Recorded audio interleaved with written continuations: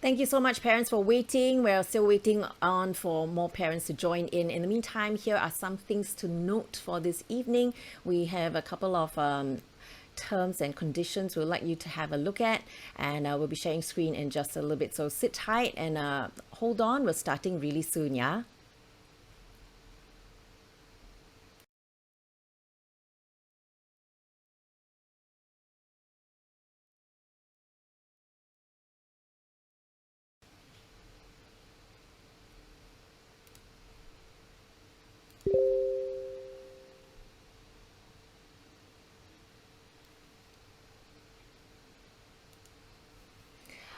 Okay. Hey, it's so good to see you again. Thanks for joining us tonight. This is, of course, the third installment of Build Your Child's Natural Defense, and we've titled it Eat Well, Stay Healthy, and Build Natural Immunity, organized by parents, for parents, and with parents. My name is Lynette, and I'll be with you this evening along with my husband, Jedediah, who will be helping me with the Q&A segment a little later on. In the meantime, if you're new here, we have a Telegram channel, also of the same name, Build Your Child's Natural Defense, and I believe you can scan the QR code on screen, or you can also click on the link in the chat box below to get regular updates on natural remedies and lifestyle interventions. Speaking of which, in our previous installment, we had Dr. Lee from Anan Healthcare who spoke to us about New Start, which is an acronym for nutrition, exercise, water, sunlight, temperance, air, rest, and trust in God. Expanding more on nutrition and exercise, plus the latest secrets to immune health, is our special speaker for this evening, Dr. Chia Eng Hock, a scientist, researcher, and wellness coach with a PhD from the Australian National University. Dr. Chia is a dedicated husband, a loving father, and an avid nature adventure athlete. Yep, just have a look at the picture. Wow, he looks so young, right? And he's also an underwater photographer, and looking at these photos, it's honestly quite hard to believe that he used to suffer from a debilitating hand condition and chronic fatigue. And I'll tell you more about Dr. Chia's remarkable turnaround in health and a total rejuvenation and restoration of youthful vitality in just a little bit. But meanwhile, we have with us a parent with an amazing story of how natural immunity played a very vital role in her own recovery and what that means in terms of how she looks at her children's health issues. Over to you, Tammy. Thank you, Lynette. Yeah, so my name is Tammy, and I have two children. My older boy is 4, and the younger one is 2. She just turned 2 on 2nd Jan. Yeah, so I'm very thankful. I didn't think that I would be able to have kids like just 10 years ago. So in 2010, maybe I will share slides now. In 2010, that was when I was 26, so you know how I am. Wait, sorry. Yeah, so that is my I was found to have a mole. So if you're wondering what's melanoma is, there are a few kind of skin cancer, but melanoma is a very, very aggressive and very deadly skin cancer. So it's on my foot. So not all skin cancer are affected by the sun in that way. Yeah, so it was on my foot, and then it was irregular mole that was very itchy, and it was growing. And I delayed, just, I find that it was embarrassing going to the GP to ask about a growing mole. That was what I thought. So I just delayed going to the GP until like I happened to have fever. That's a good reason to go and ask about my mole. And the GP looked very concerned. Like, he told me it could be melanoma, and he wrote me a letter to see a doctor. So anyway, but by the grace of God, I was able to get an appointment very soon. And the doctor, again from a skin center, was very concerned when he saw my mole, and he did a biopsy quickly. So shortly after that, things just happened very quickly. I think at 26, I wasn't expecting anything called cancer. So I was going with my backpack and all ready to go to work after the hospital, after the clinic appointment. So lo and behold, it was I need to go for my surgery to remove the primary tumor, and also a second surgery because the cancer has spread to my lymph nodes. Yeah, so for melanoma, it's very aggressive. If it has spread to the lymph nodes, it's stage 3 or stage 4. For mine, it was stage 3C. So I just want to share some of my natural remedies that has helped me. But it's not prescriptive of anyone here who have any kind of illness, because it's not meant to be prescriptive. It's a sharing of my journey. Yeah, how I overcome aggressive cancer through natural means. So honestly, I do not really have a choice, because the doctor told me that for 30 years, chemotherapy has not worked on melanoma. So I was asked to go home and wait, So it's pretty depressive, honestly. And of course, a lot of pain, because there are 80 stitches, on my foot. I have the skin graft, on my groin to my foot. And the doctor did tell me that he do not know if I will walk again. That was just moments before I signed off the form for the surgery. He actually said that he do not know if I'll walk again. Yeah. So anyway, what happened? So I was the only option left was to do immunotherapy that I got to jab myself once a day for 1 year, but that will not improve my overall mortality rate, but it will increase or reduce my recurrence rate by 10%.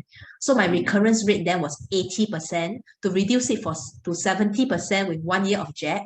And that jab, immunotherapy can bring things like depression and cold and flu, and the risk benefit analysis don't seem to work for me. Yeah, so I just chanced upon a book called Healing Cancer Naturally in Kinokuniya, and I found that there are many people who have recovered through natural means. Yeah, and I just went to the nearest health center that is in Malaysia. Yeah, and Dr. Lee was one of the doctors who spoke the last time. So I got to know him and his team. I attended a 20-day cancer better program. It's just very holistic. As if you have heard his previous sharing, if not, you can hear the replay again on New Start, which I'll share a little bit later. So the therapies and the doctors, they have health talks according to your condition. They have they go primarily on a plant-based diet, sleeping early, exercise is like by 10 o'clock, lights off. Yeah, whereas generally Singaporeans are not that used to sleeping early, but so it does wonders. And wake up at 6 o'clock to take blood pressure and go on for exercise. Deep breathing. You see that their food are in a tub of water, so there's a lot of hydrotherapy involved. Yeah, because hot cold treatment. Yeah, he talks a little bit about it. Then massage. So there are different ways, and of course a lot of juicing. Some people are worried, like they have not gone without meat for as long as they remember. But a lot of my friends, like even myself, when I was there, I did not really miss meat. They have a lot of cooking classes to make really delicious food.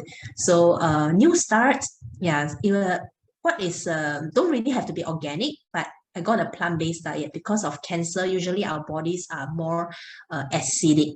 Yeah, so we need to go on plant-based that are more alkaline in nature. So some people are worried, do you have enough protein? Do you have enough calcium? So they will joke like, look at the cows and the horses, and they are vegans, but they are strong.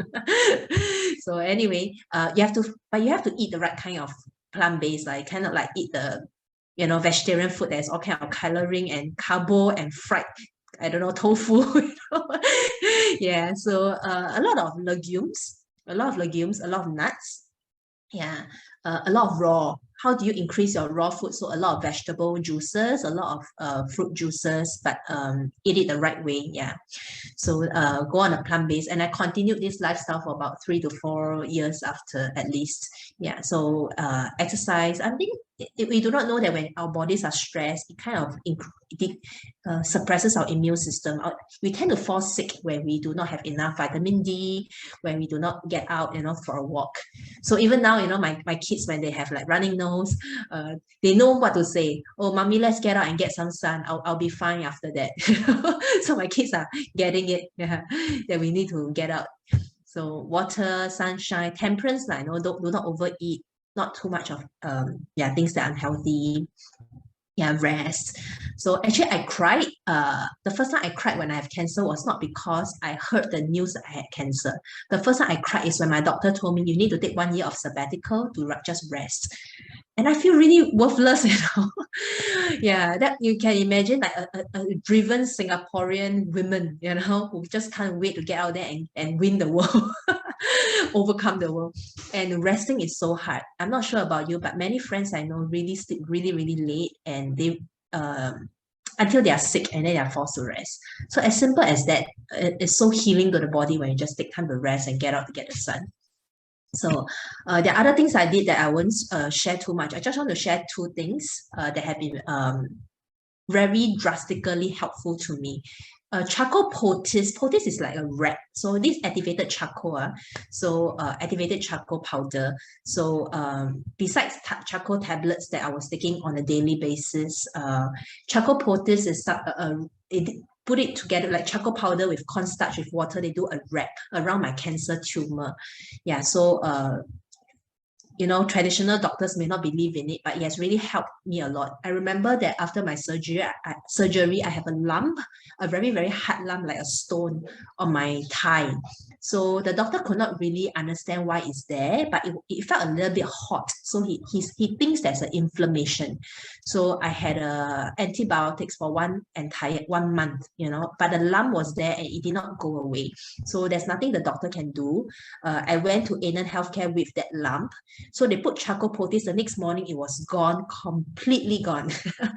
When I came back to Singapore, the doctor was so shocked, like, how do you get that gone? So I told him that I did charcoal poultice and he couldn't believe me.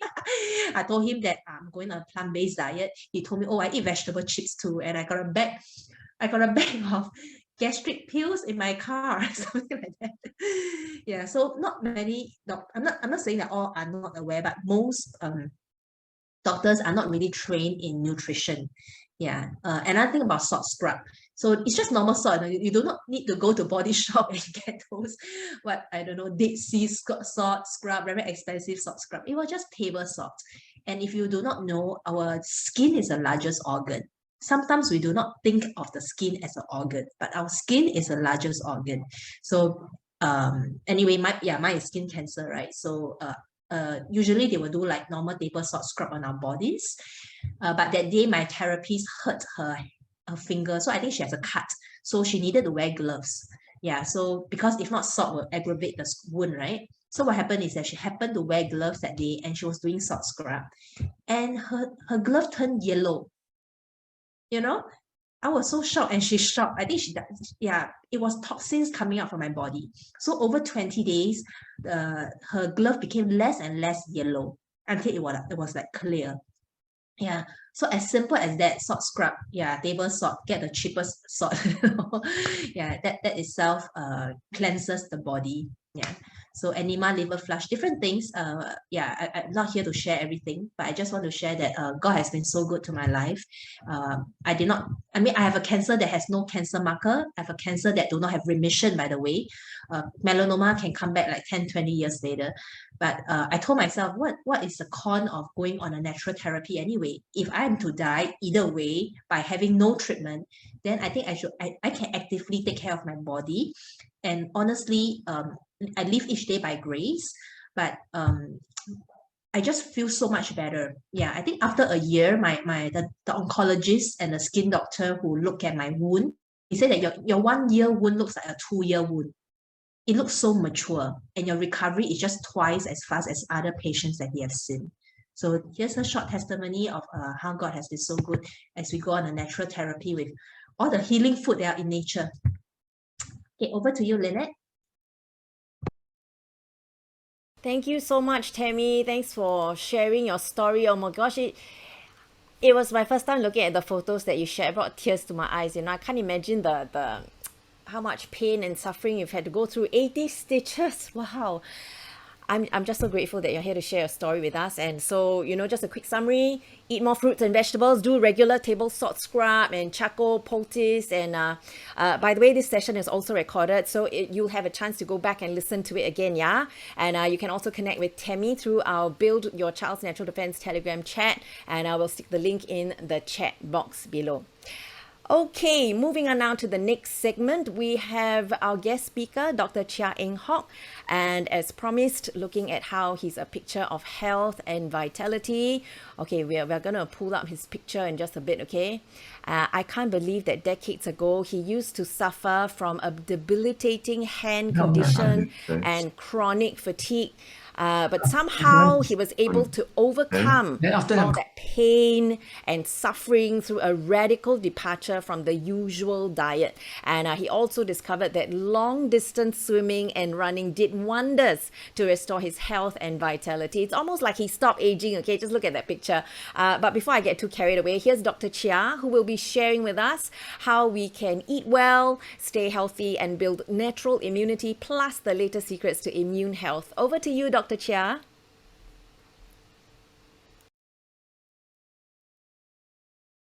Screen.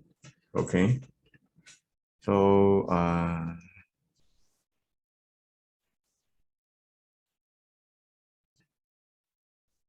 this one. Yes.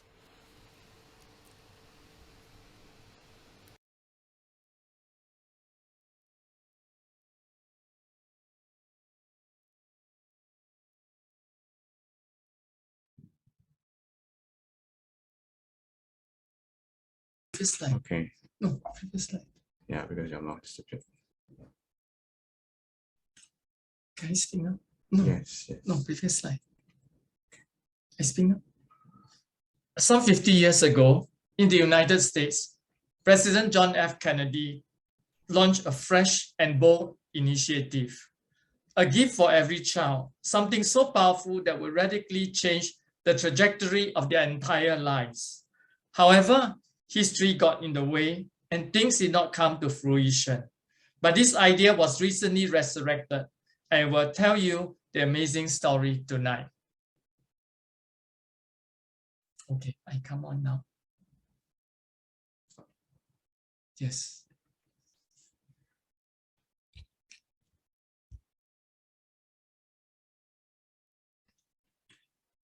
Good evening, everybody. Thank you so much for coming. And Happy New Year to everybody. What you have just heard is a trailer to this exciting webinar. Before we begin, I must first thank the organizers for inviting me, and especially Mrs. Tammy Ko for her sharing and being such a wonderful inspiration to all of us. I also extend my appreciation to Mr. Jedediah Tan and Mrs. Lynette Tan for being such a wonderful and delightful moderator and MC. Grateful thanks also go to the entire team that makes this gathering possible. Let us now start with a few housekeeping routines. Then share this thing. Yes. Go back to the screen. This one. Play.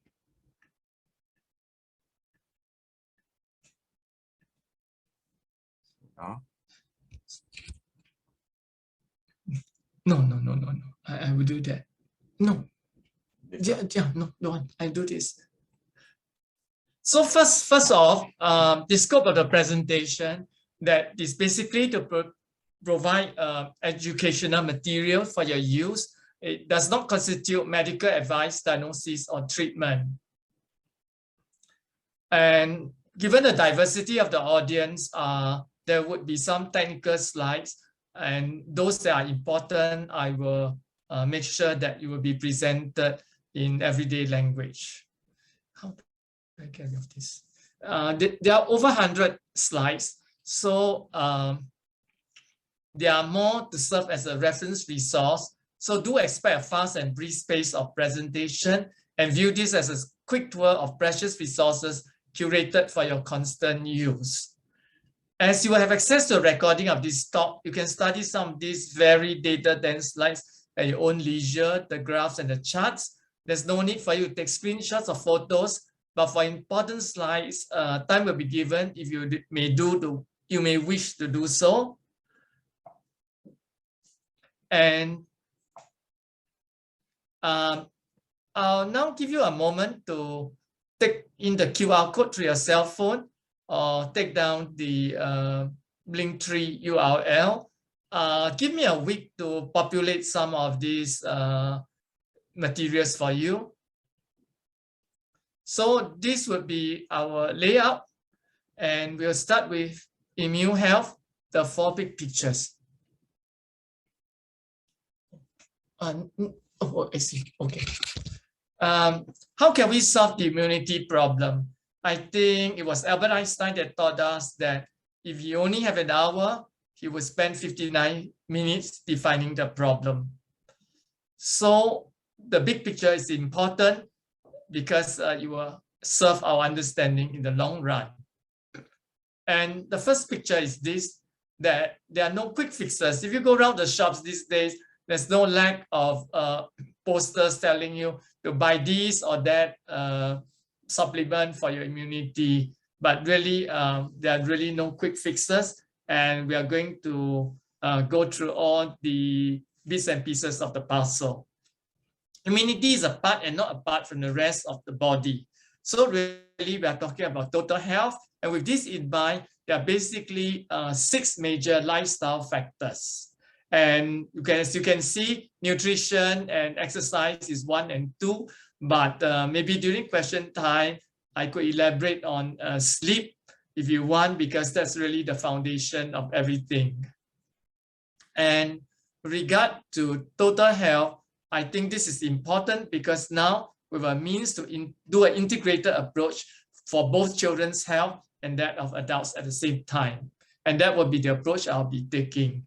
And also to bear in mind that it's not just about infections, but really it's about everything from cancer, heart disease, and even childhood diseases.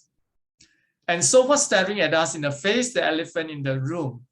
If you look at this data, it's very obvious. It's all about age. But here we are not talking about chronological age. There are people over 100 years old, and because of their immunity and other factors, survive quite well. So really it's about reversing aging and reversing biological age. So there's a technical term, immunosenescence, and that's about anti-aging. And we can certainly turn back the clock. And that's because for the first time in human history, we are now able to have very high precision protocols in nutrition, supplementation, as well as exercise as precision health. And to share a slide from a presentation at a medical conference, a 2018 study shows that exercise for more than 30 minutes a day, combined with other lifestyle factors, actually gives you extended lifespan and health span of 10 to 14 years for men and women respectively.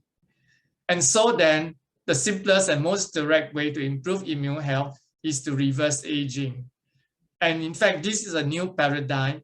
You may not have heard of it, but be an early adopter. And the amazing thing is when you reverse aging, none of these diseases will come to haunt you. And what diseases? As you can see, after age 40, there's an exponential increase of chronic diseases, from heart attacks to Alzheimer's. And so the new thinking now in geroscience is that if we could reverse aging, then we can take care of everything. Whereas if, for example, we could cure cancer, that would extend average lifespan by only a miserable 3 years. And the idea is to die young as late as possible. And I call this the Moses imperative.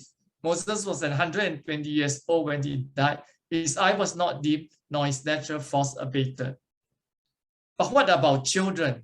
Well, what happens here is that, as you could see, I hope you could see my pointer, that basically from childhood to age 40, we are actually laying the foundation for health or disease in later ages. And also a lot of healthy habits come to way of repetition. So there's also the behavioral health component. So then we have this equation that we need to have good progression of normal growth and development for children, and then anti-aging starting from young adult years. And the third picture is what's new to eating well and staying active.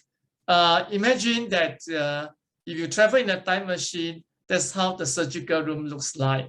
Today is very different. And if you were to wheel into a surgical room of yesterday, I'm sure you will hesitate to have your procedure done. So in other words, likewise in nutrition, there are a lot of advances in molecular physiology and artificial intelligence, machine learning. And this is known as nutritional epigenetics and exercise epigenomics. In other words, we're using the food we eat, the exercise we do to program your bad genes for better results.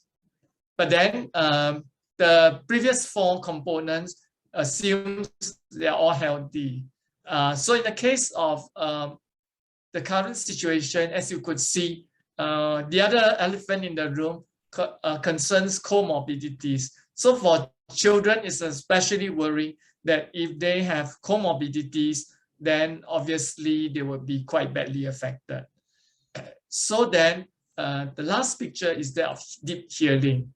And I think Dr. Karen Shanks stated this very clearly, that conventional medicine is designed quite brilliantly to save life and address acute symptoms. And make no mistake, for emergency problems like appendicitis and so forth, conventional medicine is the ideal medical model. But this does not work as well for chronic diseases. So it is not so much a case of criticism of conventional medicine, but knowing when its boundary ends.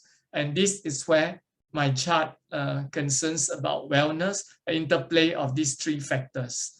And now for some astounding examples, and we are so glad and grateful to Mrs. Tammy Ko that shared with us in her healing journey. And indeed, a journalist has embarked on a project to document all the cancer patients and others who are exceptional survivors. And then there's Dr. Terry Walls, a professor of medicine, who, when diagnosed with terminal autoimmune disease, incurable, found that she has to turn to something beyond conventional medicine. And she found it in nutrition as well as some other methods. And interestingly, later on, the diet that I'm going to share would be quite similar to that described by Mrs. Tamiko and also Dr. Terry Walls, except in her case, it is fine-tuned for people with autoimmune diseases. And then this very interesting story in the Straits Times, you can read it for yourself. And I think it's so important that the Chief Justice actually used this story in his address to Singapore Medical Association. And our wonderful body's capacity for healing reminds me of what the psalmist said, that we are fearfully and wonderfully made. And so therefore, I think we need to rethink some of our normal actions, because normality means that you're going to get cancer, heart attack, and dementia sooner or later. So for example, in the case of stroke, hear what this neurologist has to say, that if there's a lifestyle change, he will be out of business very soon.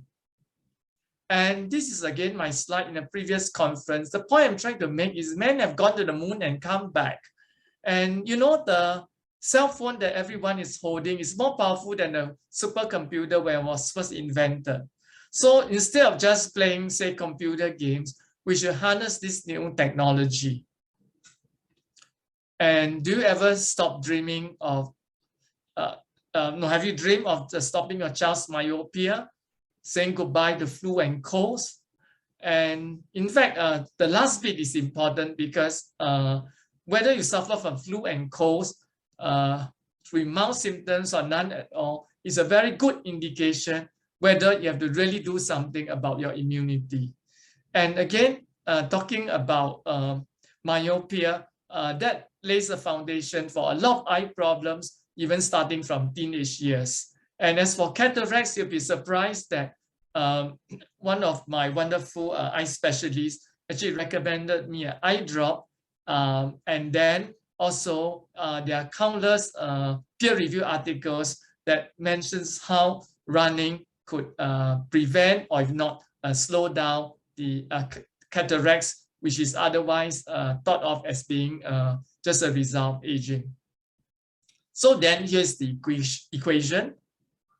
And what could we do? Start doing right away. That's good.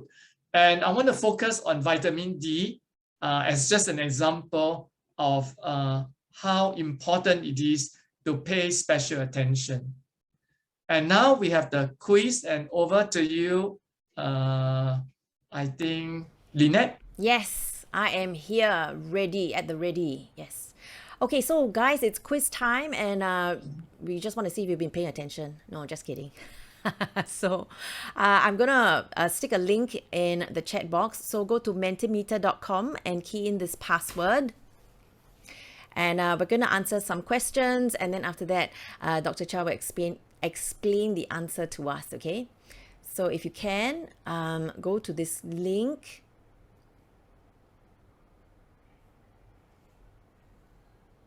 Okay, and answer this question.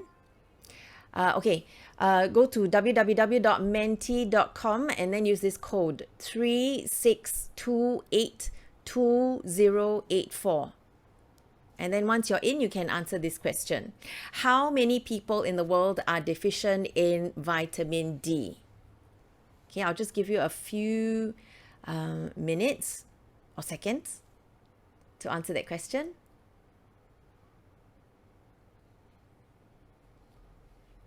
Okay, we have some answers coming in.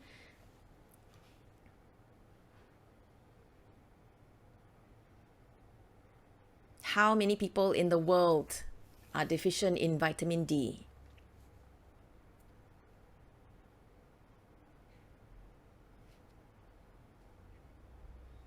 Well, we have a variety of answers. We've got different answers. Okay.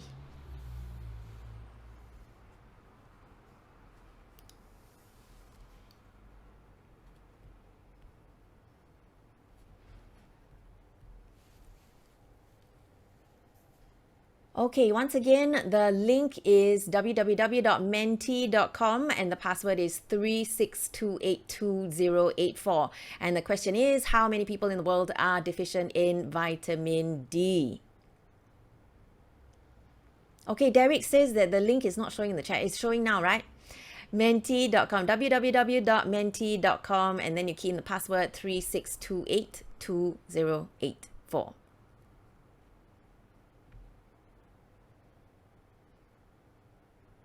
You're most welcome, Derek. Okay, so how many people in the world are deficient in vitamin D?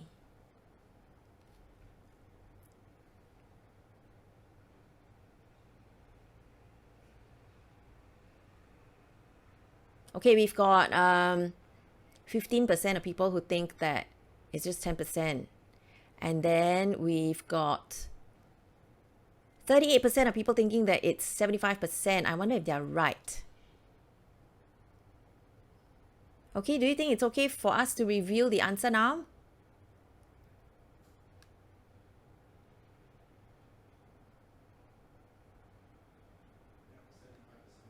Okay, the correct answer is 75%. Wow, 36% of you got it right. Yay, well done. Okay, back to you, Dr. Chia.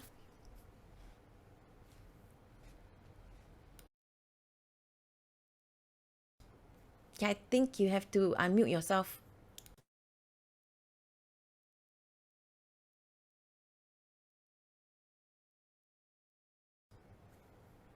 Dr. Chia, you have to unmute yourself.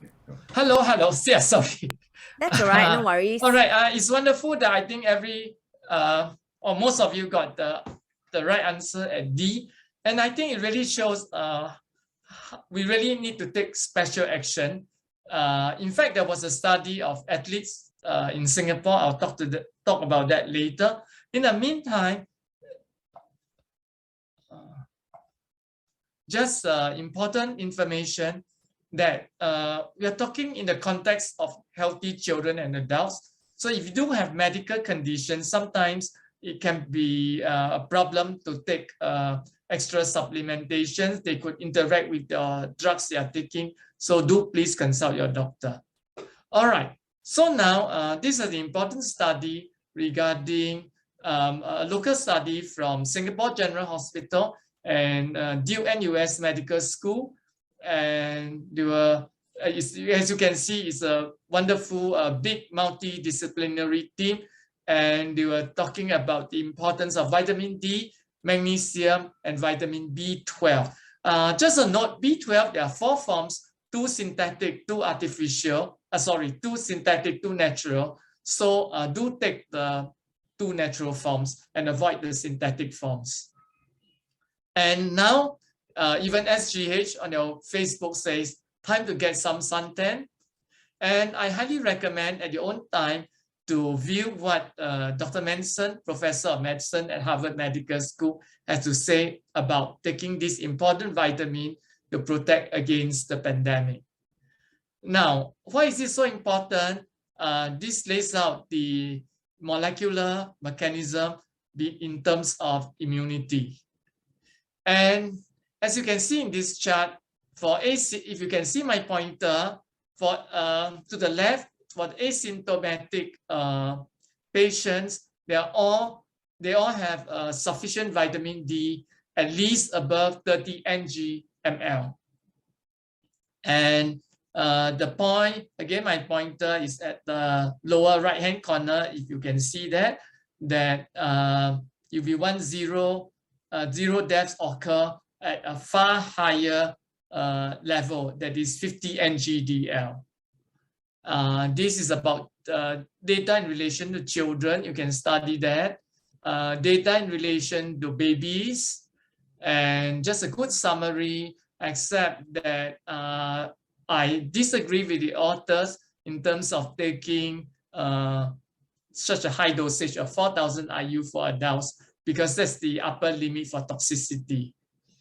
So now, I just want to highlight that vitamin levels, trying to increase it presents a dilemma, because it is very difficult to get enough from food.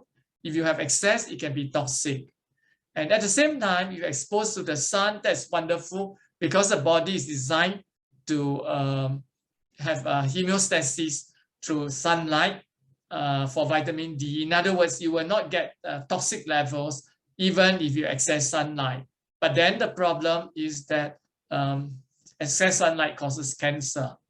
And there's a very interesting study presented at a medical conference that I was attending that at that time is pre-publication, that among Singapore athletes who exercise outdoors during the daytime and thirdly without using sunscreen, they were even surprised to find that some of them are deficient in D.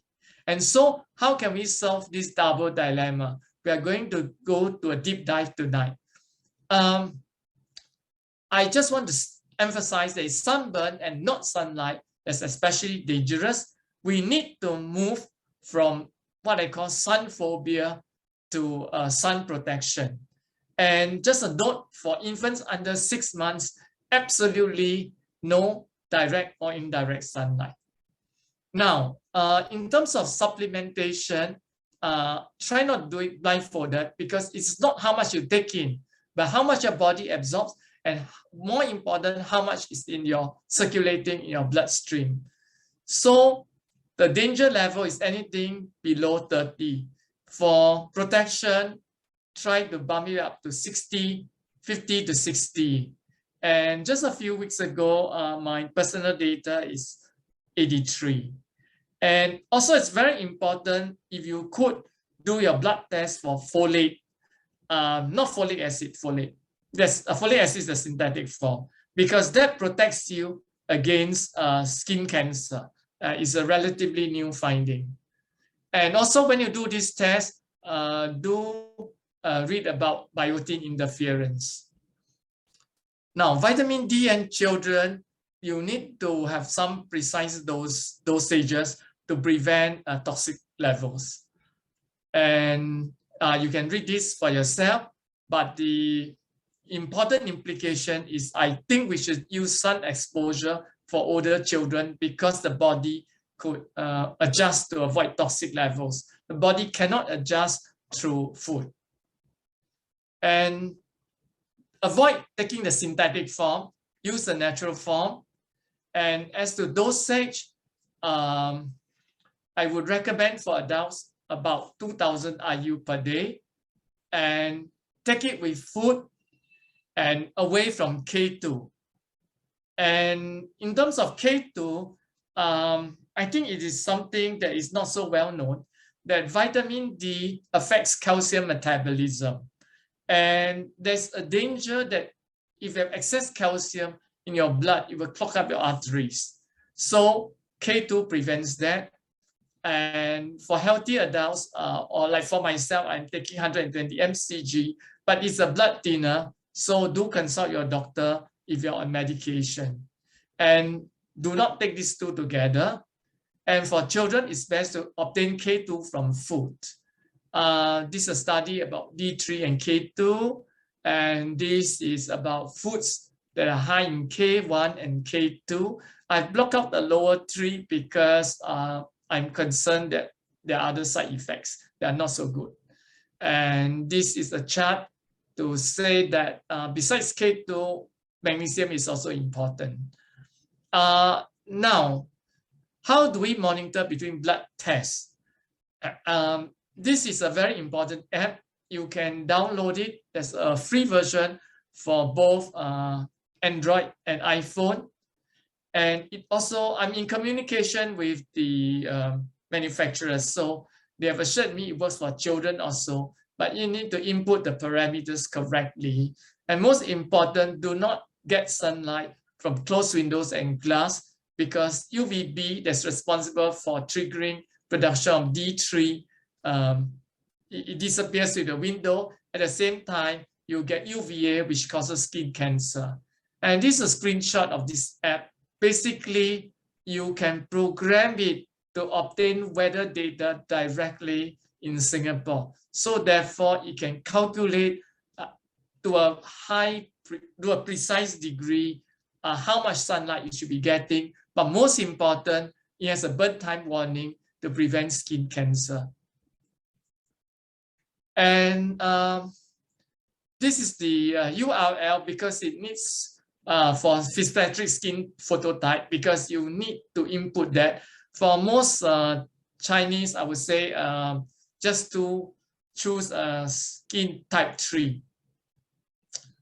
And as to the dosage and time of day, I would actually recommend short exposure when the sun is high up in the sky, but make sure you have adequate eye protection.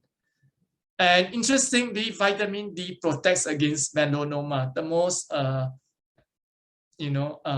dangerous form of skin cancer. Folate is very important also. And for those with sun damage, one of the blogs from Harvard Medical School actually recommended 500 mg of niacinamide twice a day. And personally, from time to time, especially when exposed to very bright sunlight, I'm taking 500 mg myself. And when you are buying sunscreen to protect the more sensitive parts like the neck and face, do take a look at the PA value, which is more important than SPF. And also you could use physical sunscreens like broad rim heads and so on. But the most important is that you really need to eat your sunscreen. And the best sunscreen comes from food, in particular organic dark chocolate, and as well as phytonutrients. And I would now introduce a concept of eating in color, that is rainbow nutrition. You need, later on, I'm going to tell why we need to have 5 servings of fruits and 5 servings of vegetables every day. And sunlight is so important that it helps to prevent myopia. The red and infrared rays penetrate deep into the deepest recesses of our brain. It affects one of the most important organ in our body, the endothelium. It's linked to immunity, sleep, blood pressure, bone mineral density, mental health, depression, cancer, the entire lot. So sunlight is really, really important. And now back to precise dosing for children. You can study these important codes for yourself. And now we move on more generally to what does it mean to eat well. And here now we have a quiz again, and I'll pass you to our wonderful MC. Hello, it's Lynette again, and it's quiz time. Yes. So just click on the link in the chat box, or you can open your browser and just type in menti.com, menti.com, and then you have to key in a password, okay? Or if you're already there, very good. If not, the password is 36282084. Which of the following is not healthy? And the options are fruit juices, brown rice, whole grain bread, white mushrooms, or all of the above. Okay, I'll give you a few minutes, a couple more minutes to key in your option. Wow, fruit juices so high. Which of the following is not healthy? Okay, it does nothing to improve your health. Is it fruit juices? Is it brown rice, whole grain bread, white mushrooms, or all of the above? It's a little bit tricky. That's all the hint I'll give you.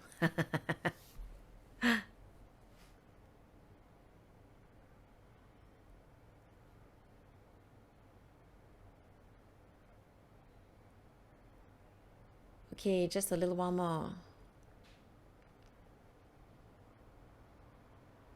Well,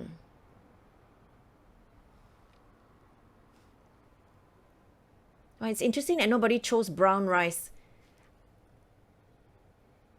Yeah, because you know, usually when you tell people don't eat rice, oh, then they'll say, oh, then I'll eat brown rice. So, Okay, are we ready to go? Are we ready to show the answer?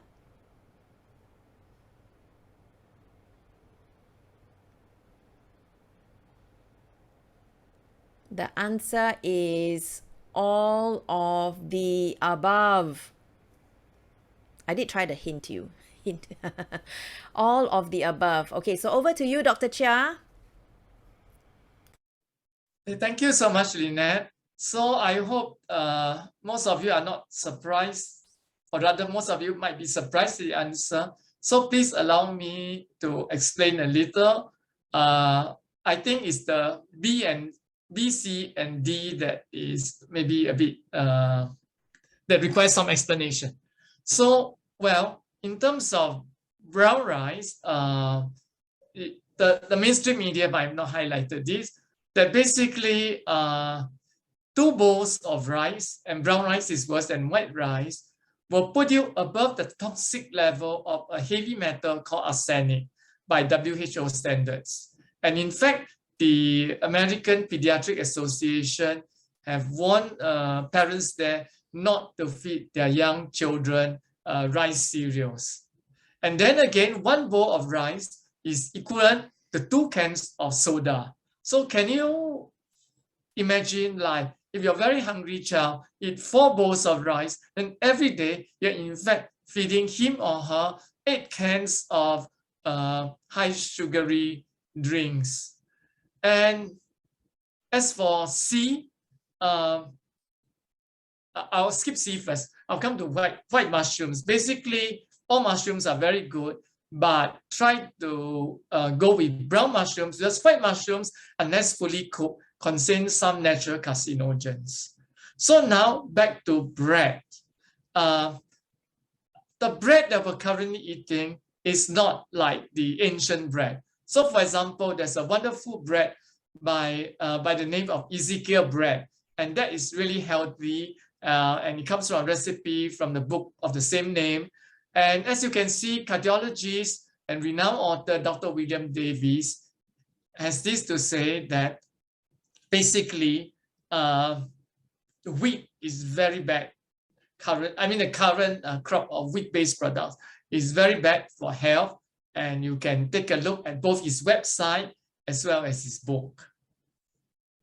So then, this is a prelude to what I want to say about eating well. Before that, the discordance hypothesis basically says that our current diet is totally out of sync with our genome. And therefore, we are getting all these diseases of civilization. So a genome-friendly diet has 4 components. The first is a plant-rich diet, and I think Mrs. Tamiko has shared with us her personal experience. And the second is, again, I think she has shared the importance of raw food. I would add water-based cooking and also possibly, if possible, organic food. And there's something not so well known about organic food, that actually it causes nitrosamine poisoning, and then that's responsible for a whole host of diseases. And you can read that for yourself. And also pay attention, especially to high nitrate vegetables like lettuce. And the third component is phytonutrients. That again, we need 5 servings of fruits and vegetables. And a serving is not what you think. Basically, it's not like the few leaves inside your burger. A serving is something like a bowl of broccoli. So therefore, 5 servings of vegetables is actually quite a bit. And then we should, as far as possible, rely on nutraceuticals or natural herbs and supplements rather than single component pharmaceuticals. And again, a very interesting finding, that I think there was a study that showed people who take multivitamins actually have shorter lives. So it's important to take food-based vitamins. And another important point is that, especially for older adults, we do need adequate intake of minerals and vitamins, especially at this time. And again, this is a local study from NUS, as well as the Center for Infectious Disease, also NUS, and you can read that for yourself. And this is a chart to show you that if the relationship of the current problems in relation to micronutrient supplementation. So then, why we need so much phytonutrients, plant-based food, is because they are the main supply of micronutrients. And what we need in terms of nutrition is actually not recipes, but nutrition training, as in exercise training. And sustainable weight control comes from good nutrition, exercise. You must not kind of think of exercise as, oh dear, I've eaten this junk food. Now I need to go to run for an hour to counterbalance the calories. So the key to weight control is a rejuvenated satiety and hunger sensor in your body. And dieting is pointless. Basically, it doesn't work. Why feel hungry and miserable? Total health blooms when your body's natural hunger for exercise is greater than your hunger for food. And now we move on quickly to about staying active. And here, I pass it back to our MC for the quiz. Okay, yes, I really enjoy these quiz sessions. It's a chance to find out what we know and what we don't know. Okay, so let's go to menti.com again, and this time use the code 98409726. And let's answer this question. Is this the best way of lifting a heavy object? Is this the best way of lifting a heavy object? Okay, the link is in the chat box, www.menti.com, and the password is 98409726. Is this the best way of lifting a heavy object? Looks alright to me. But you know, the answer is almost like 50-50. But we'll wait for a few more people to weigh in before we reveal the answer. Okay, 50% say no. 57. Wow, it's climbing.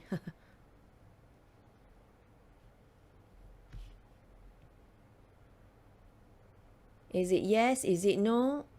But what is option 3?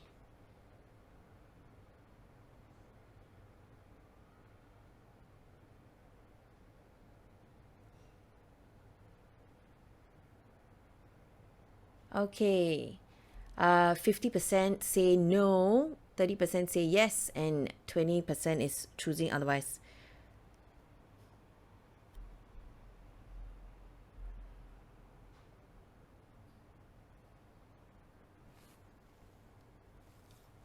Okay.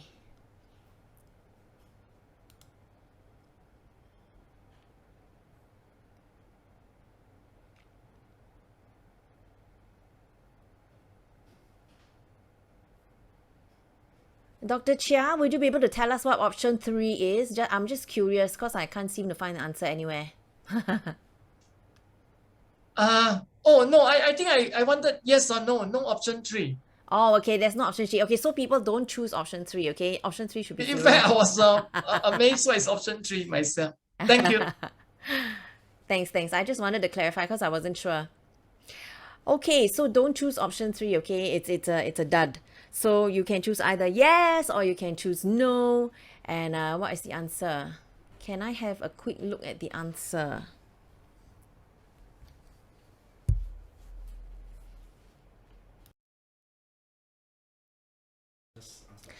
Okay, Dr. Chia, it's back to you. I think more people chose yes, or was it no? I think no. More people chose no. So how maybe many you can tell percent us no, how why. many percent yes? How many percent no, how many percent yes? 45 chose yes, and 36 chose no. Okay, thank you. Thank you. Let me share screen again. Yes, please.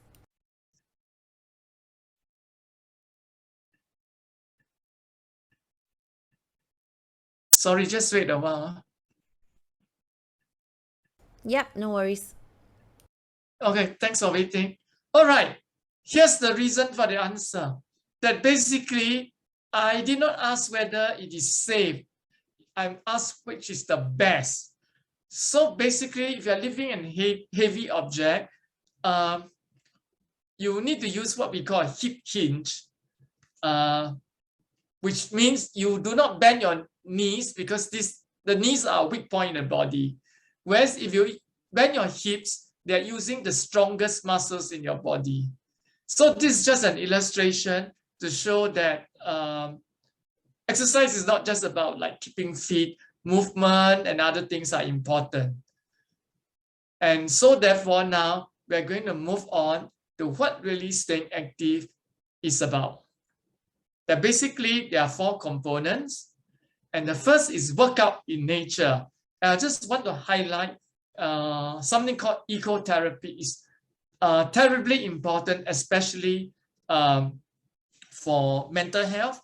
And in fact, they have found that for people who are depressed, even those with major and acute severe depression, ecotherapy is very important. And for children, we need to rescue them from what I call nature deficit disorder. Now, the other very important thing is that exercise is not just for the body, is more important is for the mind. And here we can differentiate between cognitive health in terms of thinking, learning, memory, and mental health in terms of emotional health.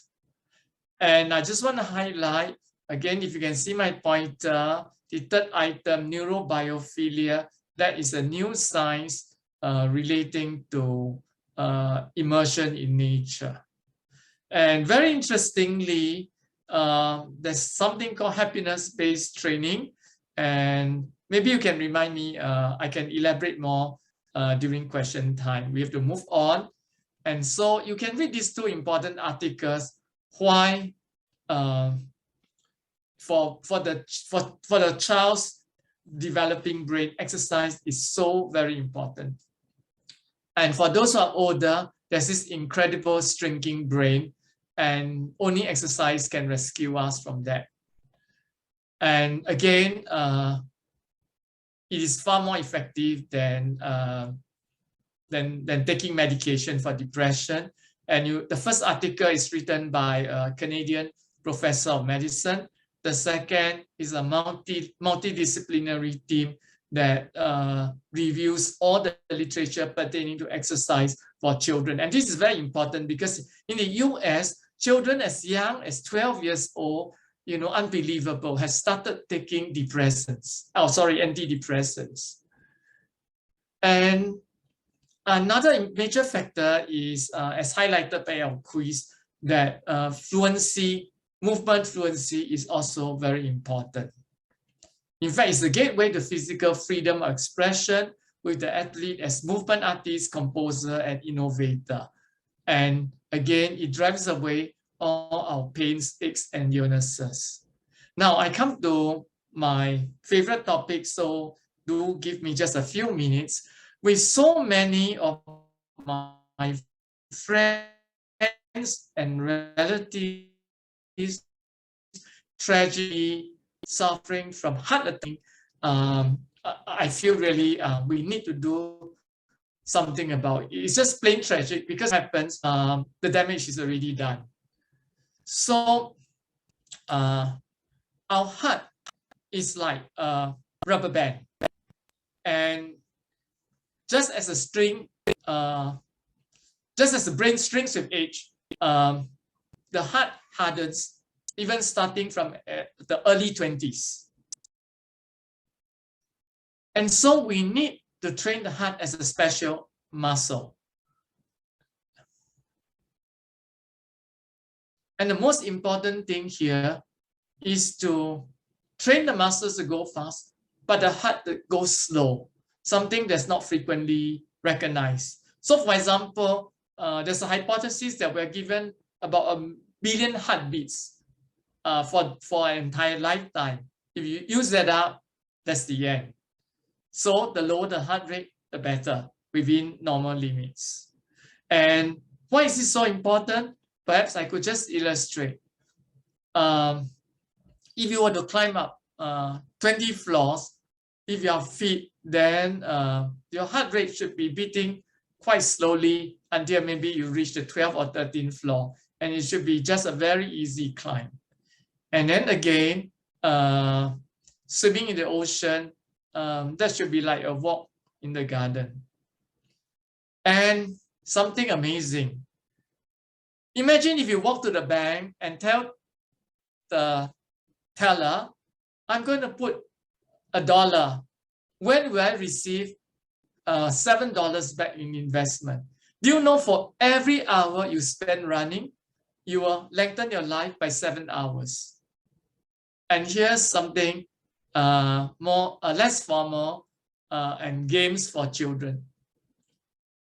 And just a detailed note about sports injury that I think is very important to prevent that. And the reason is because you want to preserve all body parts, especially the knee, so that you can engage in very vigorous exercise in old age. For example, this is the heart rate taken every second for uphill sprinting. And you need that kind of exercise to maintain the elasticity of the heart at all ages. I will have to leave these two for you to read, but I think they are very, very important. For example, it's not well known that 1 in 500 children have this disorder, and death is often the first and only warning sign. And as for adults, as a first responder, I can tell you there's a reason why there's so many defibrillators around, and even with its use, the prognosis is not very good. So now we come to the final section, that what if we can give every child a chance to train like youth athlete? And it goes back to our introduction, and now the moderator will play a short trailer to this film.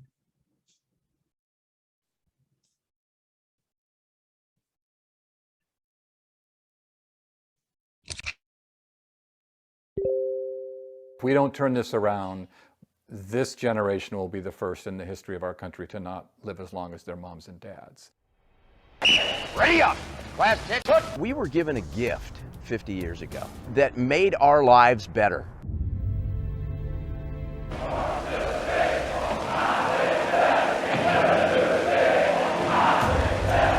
This is a challenge for us all. I practiced this program from middle school all the way through high school. That this will spread to every school district in the United States. That all of us will participate, and in so doing, we'll be better citizens and happier ones. I was hired in '82 by the 76ers as the very first ever in the history of professional basketball full-time strength and conditioning coach. Dr. J and Moses Malone. And in my first year, we won the world championship with them. Point to any part of your body and we'll start quoting literature, medical studies, into the tens of thousands of articles about the benefits of exercise. Exercise grows the hippocampal parts of your brain that's important for your memory. I could see a difference from when I didn't do exercise before teaching reading and when I did do exercise before teaching. The more fit the kids are, the better they're doing in school. So I grew up on the south side of Chicago. I was raised by a single mother. Grew up in inner city, single parent household. My mom didn't have time to get us involved with sports. My activity level, once it dwindled, I filled that with video games and TV, and my grades went from A, B to down to DF. It's about how do you make the best learner. Once we see that, you need some forward-thinking schools that are willing to basically restore what we once had, which was mandatory physical fitness. 83% drop in discipline problems from one semester to another, just with that introduction. I didn't find that there was much racism when you're playing sports. We saw that racism and gang affiliation stopped at the locker room door. Doing something together is huge, and exercise is something that has the ability to unite. That was the beauty of the program. It was designed to benefit all of the students, not just a few. I have dealt with bullying in the past, like in elementary, but not here at Prescott. We're in it together. Our motto is all for one for all. The training I had was at the root of all of my success. Every day you were met with these challenges. Just loved being challenged every day. Climbing the rope was super. And we always wore shirts, unlike the guys, so. It helps you grow stronger mentally and physically. It helps children how they can be successful in life. Like it pushes you to your limits that you didn't know you had, and so it makes you really determined to finish what you want to finish. What we found with our physicians is 80% of them had undiagnosed medical problems. And we've seen almost all of that disappear with this activity. People don't realize what PE was. They don't understand that physical education could do all those things. It's got to turn around. It all comes down to the individual. Can you make an individual love being healthy? That's, I think, the secret to all of it.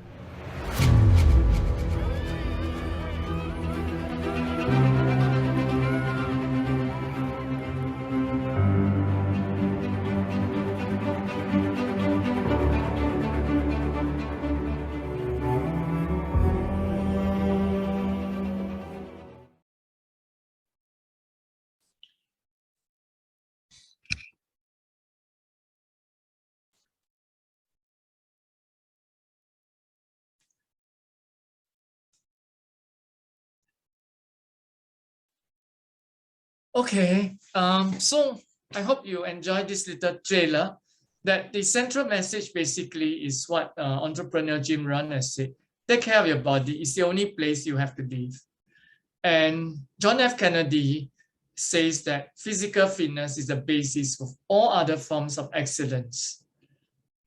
And there's a new field called psychoneuroimmunology, and it's the new key factor for immune health. So really, we're not talking about formal sports or athletic training. It's about turning exercise into a delight-driven hobby and then making physical exertion comfortable without labor breathing, realizing that all we have is one body to carry us through all of life. And staying active goes far beyond exercise or sports. It's just as nutrition should embrace gastronomic delight. Discover the joy of movement, celebrate the human form in motion. The fitness journey and movement mastery is like a hike up the mountain. So once you go above the tree line, you see the beauty of the meadows. It reminds you that wellness is the sweet, sweet inner music of the run. A rejuvenated body is a wonder to enjoy. So now we'll move on to the next and the last video.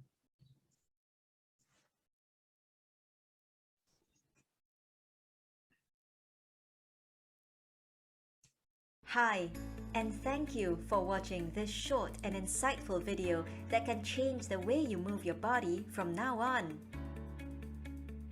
Do you know that every 11 seconds, an older adult is treated in the emergency room following a fall? And 1 in 5 falls results in a fracture, concussion, or other serious injury. Before you start saying to yourself, well, that's unlikely to happen to me, or I am too young to even think about that. Wait. You may have participated in some exercise and wellness programs. That's all good, but that's not the point. Then, what is? Ever heard of movement literacy? You might have already guessed that movement literacy has something to do with physical fitness. But more than that, it is about moving well before moving more. We call that musculoskeletal fitness, which is a measure of your movement health. It is the sum total of many things, including muscle strength, posture, flexibility, balance, the correct way to walk and run, even bone mineral density. And this is important to all of us, young and old.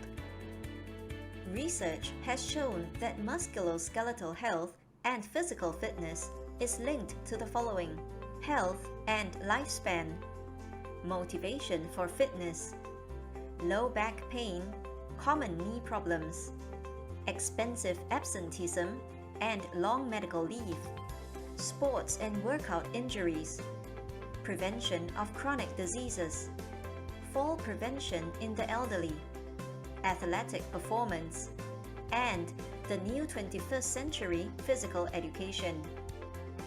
Now you can see why it is important for us to move well before moving more. Let's say you want to intensify your exercise routine from walking to jogging, or increase your running distance from 5 kilometers to 10 kilometers, or begin some strength training by carrying weights. How do you know whether you are likely to sustain injuries, accidents, and falls? We have a diagnostic test called the Sitting Rising Test, which is a popular test worldwide. This is how the Sitting Rising Test, or SRT, works. First, from a standing position, you lower yourself to sit in a cross-legged sitting position. Then, you rise up to the standing position again. More importantly, we have introduced a new innovation that brings this valuable diagnostics to the next level for individuals and organizations. Using our proprietary Kinetic Coach automated training response solution, we can track how well you move your body in executing the SRT. A score will be given that is indicative of your musculoskeletal health. This result can be used to provide guidance to help you improve your musculoskeletal health and hence reduce the likelihood of fall-related injuries as you age. With Kinetic Coach, this test becomes fast and automated for large-scale mass screening and company-wide and public health promotion, simple, objective, and affordable with computer scoring, with little need for in-house expertise, more valuable with individualized feedback and visual archival recording, a new tool for medical research and public policy studies, Use the SRT to help improve your musculoskeletal health, whether for yourself as individuals, for your employees, or your clients and customers. The SRT diagnostics is part of our Move Better program, which is the world's first evidence-based injury prevention and fall prevention program for all ages, with wearable free biosensor for mass screening and machine-enhanced individualized coaching. For the next chapter in your health journey, start a conversation with us today.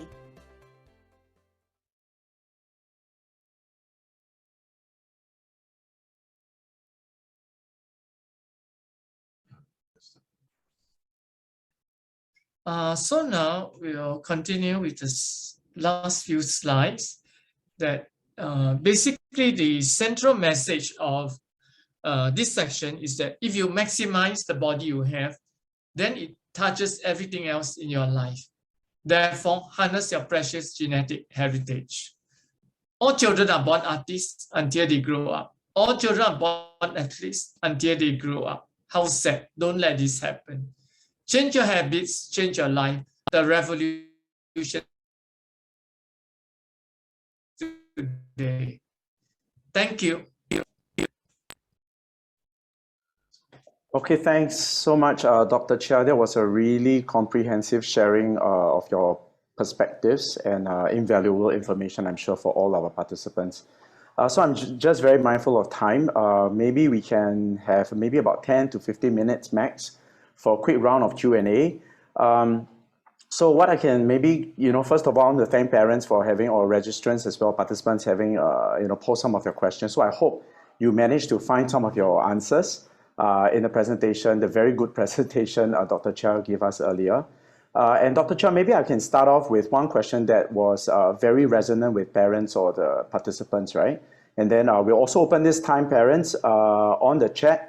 Please feel free to post your questions. If you feel that you haven't got your answers yet, feel free to do so. But I'll encourage all of us to focus our questions on issues relating to Dr. Chia's presentation and focus, as well on areas that are to do with natural immunity. Yeah?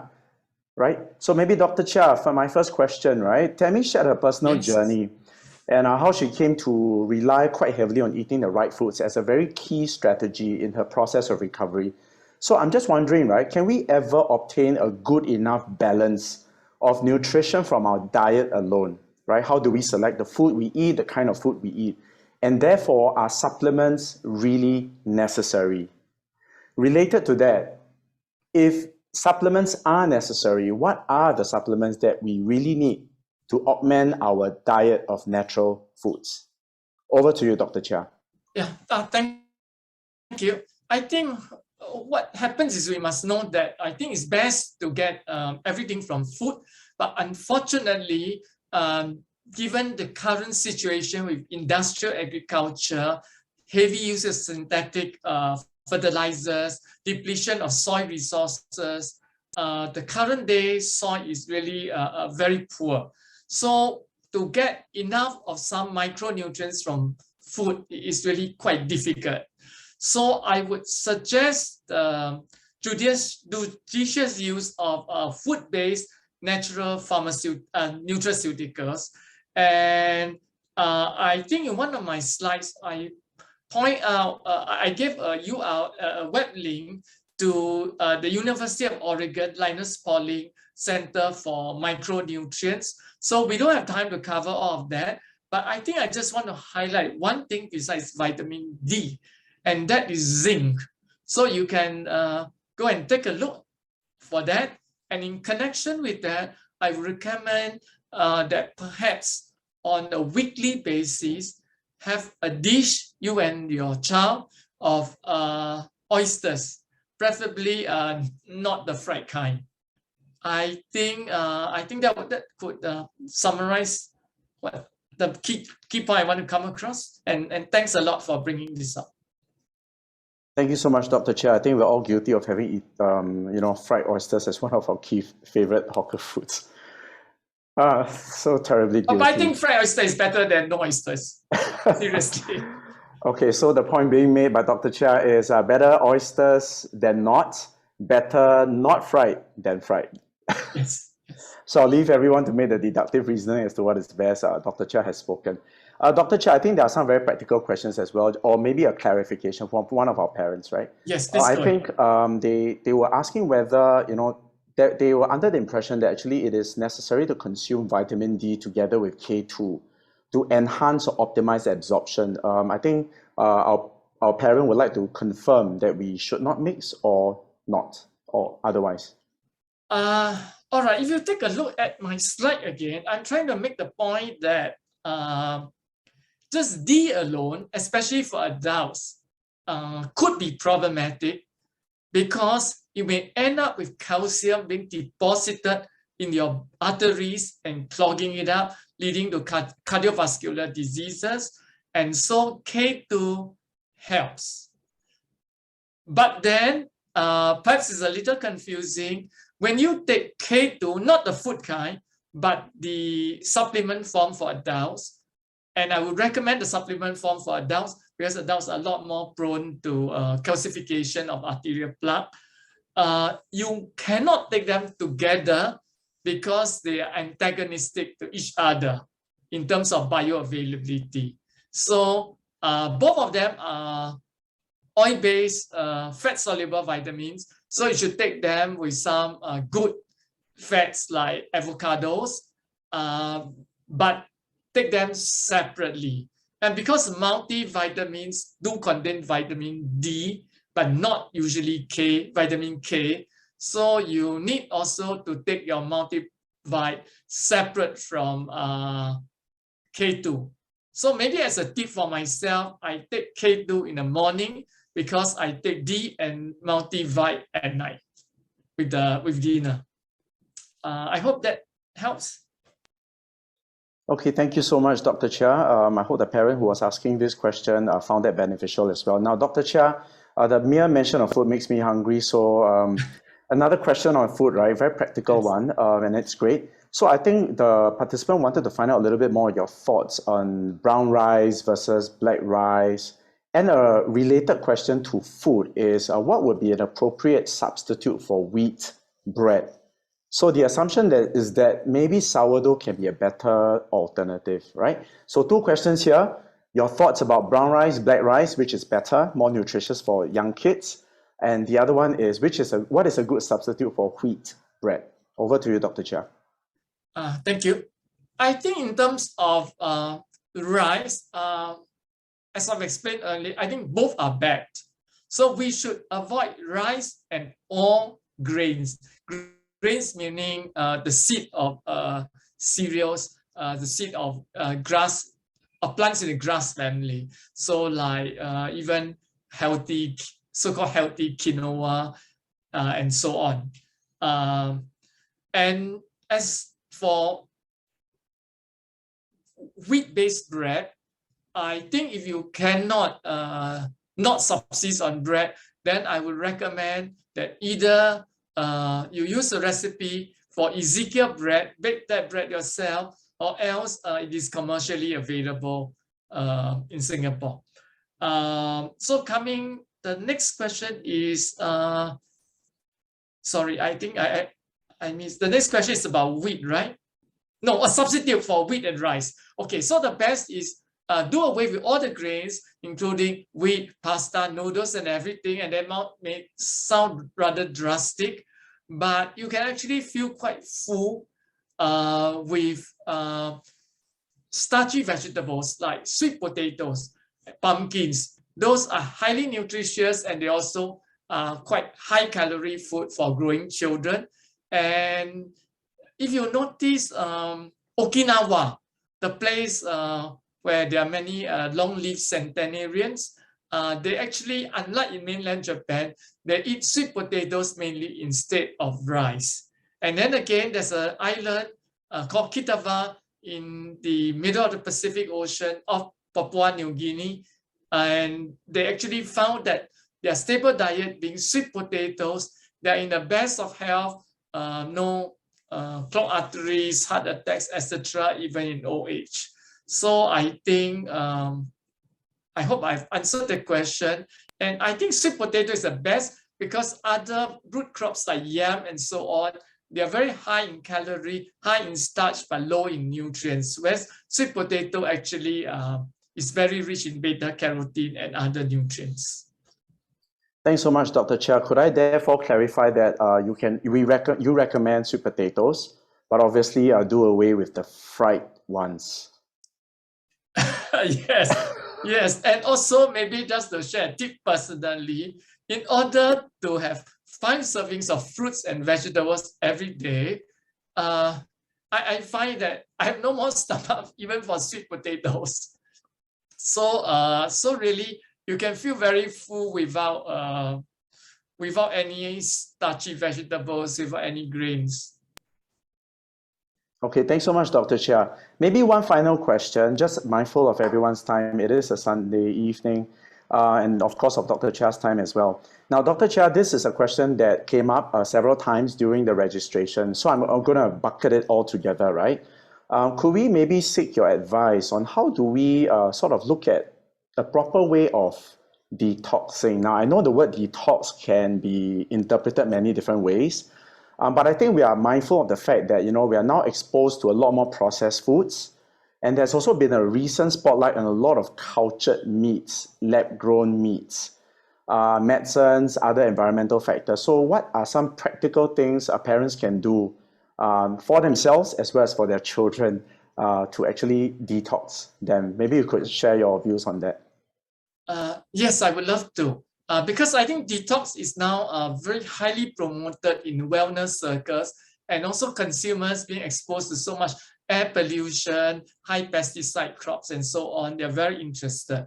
So I would say that unfortunately, 2 things here. One is that there's not sufficient evidence of detox, and also detox is a very broad word, but in the wellness circle, it's mainly used to denote some kind of special fruit juicing kind of stuff, liquid diet. So if I may say that if that is the case, then certainly there wouldn't be any harm, and it might even help you to lose some weight. But I think it would not achieve the aim. And that comes to my second point, that for example, say you're exposed to some poisonous fumes in a factory. There cannot be a general kind of detox. It has to be very specific. What toxin are you exposed to? What illness are you having? And this is quite important. For example, there's a Canadian doctor that devoted an entire book on toxins just by staying indoors in your house. So it's actually quite complex. But to summarize, I think I would give a few rules. The first, I think the most important is just to avoid all the toxins. So for example, according to WHO standards, again, a lot of times the indoor PM 2.5 here is actually above the safe limit. So I would say just at least for 8 hours when you sleep, get a good PM 2.5 air filter and just avoid the toxin. The second thing is that the body itself is a wonderful detox machine, and therefore I think we need to support it. So for example, the liver, is very important, and so with all the good nutrition plan that I've outlined, your own body should be able to detox most of the toxins. For example, they found that broccoli actually protects against lung cancer.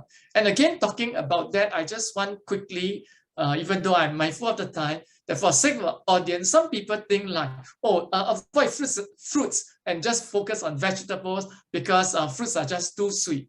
But actually, if fruits are also important in themselves, because like in certain cases, like protection against lung cancer, they found that you cannot do so without just vegetables. So you do have that 5+5 formula. And the third thing is the most important thing is with the obesity crisis. Do you know the best thing you could detox is remove your abdominal fat? Sorry to say this, but like a flat belly and a six-pack is not just for aesthetics, but really helps to give you boundless energy and help you to stay in radiant health. Thank you. Thanks, Dr. Chia. I think when you were talking about the belly, I felt quite guilty. My wife would attest. Anyway, thanks so much, Dr. Chia. Is there a resource that parents can refer to when they want to learn a little bit more about detoxing? Is there a link they can refer to? Oh, yes. I think I have given the team a wonderful link from Cleveland Clinic.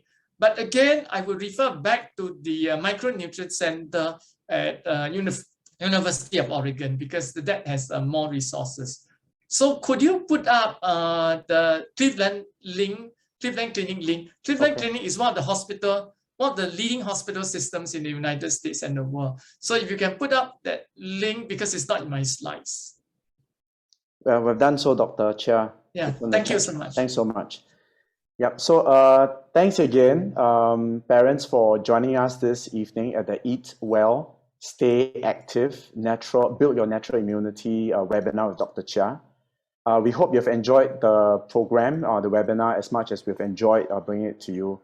And if you like a recording of tonight's session, we will be happy to share it when it's produced after tonight. And you know, this is a really good opportunity for you to share it with your family and friends, especially if you've got young kids from 5 to 11. I want to just say this for you know, to encourage parents to do things preemptively, defensively. There are natural ways of building your child's defense, right? So once again, thanks so much, parents. Do have a pleasant evening. The organizers will just stay on for a few more minutes, and Dr. Chia as well.